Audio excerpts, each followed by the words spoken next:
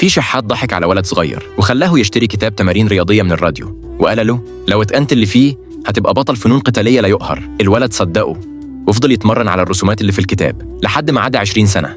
بقى بيعرف يلقط السمك بإيده ويصطاد فرخة من السماء، لكنه افتكر إن الكتاب مجرد نصب. في يوم كان بيوصل أكل مع بنت صغيرة وشافوا ست بتشارك في مسابقة جواز بالمبارزة.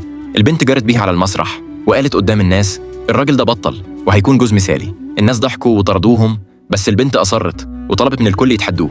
المفاجأة هو أسقطهم كلهم بحركة بسيطة، بس هو كان فاكرها صدفة وحاول يمشي، لكن الست وقفته وقالت له بما إنك كسبت يبقى لازم تتجوزني. وفعلا اتجوزوا. الست طلبت منه يساعدها تفوز بلقب زعيمة الطائفة. رجعوا عند أهلها وأبوها كان معترضا وطلب منه يجتاز اختبارا.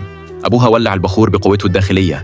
لما جه دور الراجل مفيش حاجة حصلت لحد ما نزل نور ذهبي من السماء. وقعت لافتة القاعة وأمها طلعت سيف قوي، كان محتاج موهبة خاصة علشان يتحكم فيه. الراجل من غير ما يعرف كان عنده الموهبة دي والسيف طار ناحيته.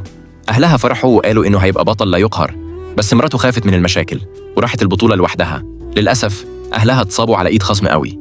هي حاولت تهزمه وفشلت، وهو ساخر منها علشان متجوزة عامل توصيل. ساعتها فهمت إنه جاي علشانها هي، فقررت تحمي جوزها وتحدت الخصم تاني.